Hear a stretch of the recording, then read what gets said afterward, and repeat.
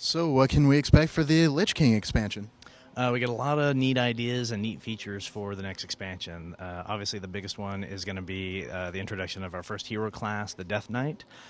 Death Knight is a class that combines some magical damage dealing as well as some tanking. We're also raising the level cap from level 70 to 80. We've got new PvP ideas with siege weapons and destructible buildings, as well as a new profession called Inscription, which is kind of like enchanting for your actual abilities. Awesome. So, what sort of new talents for the various character classes can we expect? Yeah, with us increasing the level cap, obviously there'll be a huge array of new spells, new abilities for you to learn. We haven't finished designing those, and so we're not really ready to talk about them yet, but you can expect a similar number of abilities and style of abilities that we introduced with Burning Crusade from 60 to 70. Since the actual Death Knight is a hero class and it starts off at a higher level, do you have a ballpark for what level that starts off at? We're still debating it right now. We've talked about level 50, level 60, basically somewhere around there. Okay, so what sort of spells and abilities can we expect with the new Death Knight class? Yeah, when you start out with the Death Knight, you'll start out with a kind of a small array of abilities and spells, and you'll quickly gain them to give you some familiarity with how the actual Death Knight works, Death Knight mechanics work. Obviously, you'll have a wide variety of abilities that Tom and Jeff talked about in their presentation. We've got the Ruin-style system where you actually engrave runes and set yourself up to actually use either blood, frost, or magical runes, basically. Awesome. Now, during the presentation, they put an emphasis on the Army of Dead ability. Can you explain that? Yeah, right now that's kind of the first spell that we've kind of created for the Death Knight as kind of a test to see how that would potentially work. Blizzard is very iterative in terms of its ideas, so we'll come up with an idea, put it in the game, see if we can make it work, and then see how that works. Army of the Dead is an idea that you can summon these undead creatures to aid you. So you cast your Army of the Dead, and then 4 or 5, 6 guys will actually come out of the earth and attack your enemies. Right. And they also noticed for an upcoming patch there will be voice chat in the game. How will that work? Yeah, that's our next big patch, and it will basically eliminate the need for you to have any kind of external software to enable voice chat. So you'll just essentially just plug in your microphone or headset, turn on voice chat, and you'll be ready to go. It'll be completely integrated with the UI, so you'll have UI features that show you who's talking at any one time. You'll be able to click on who's talking. If you're a healer and someone calls out, "I need a heal," you can click on them and immediately give them a heal. You'll be able to mute people. You'll be able to boost their volume, all from within the game. Now, is this party specific or is this for everyone? Like if you go into the Barrens, will you hear everyone that has a headset? Yeah, much as we'd like to hear stories about Chuck Norris and where Mankirk's wife is, we decided not to do that. We actually have it limited to raids, parties, and custom-created chat channels right now. So there will be a limit. It won't just be go into Orgrimmar and hear everyone talking about whatever it is that they're talking about. Well, that's some pretty good news. Now, why did they move Dalaran to the new continent?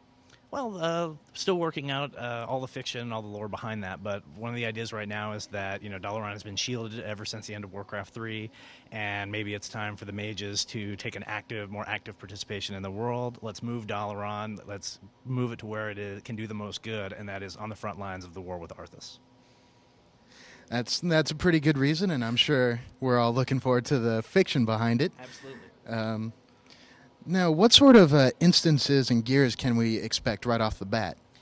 So we actually have here at the show, we've got something that you can do right now, our very first dungeon. It's called Utgard Keep. It's a level 75-man instance for you to go through. It has 3 or 4 bosses, depending on whether you're running in regular mode or heroic mode. And it's just kind of the first dungeon that most players are going to interact with. Introduces a new race called the Vrykul, which are kind of a Nordic Viking style race, and their alliance to the Lich King and how they're actually trying to help him out. Well, I saw them, but I didn't realize that they were in line with the Lich King, so that's pretty cool. PvP, how is that being improved for the new expansion? Yeah, so we really liked a lot of the little mini games that existed on a per zone basis with Burning Crusade. But one of the things we realized is that it's kind of complicated because you have to learn a new game mechanic every time.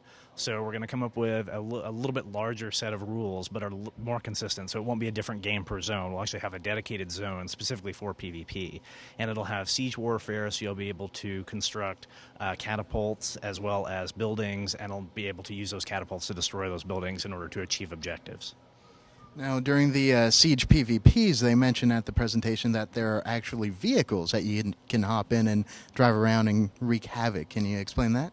Yeah, we're actually still working on exactly how that's going to work, but the idea right now is you'll actually be able to command a siege vehicle. Siege tank is something that we've seen from the older Warcraft games, and then obviously some kind of catapult that you could control to help destroy your enemies. So, yeah. Right.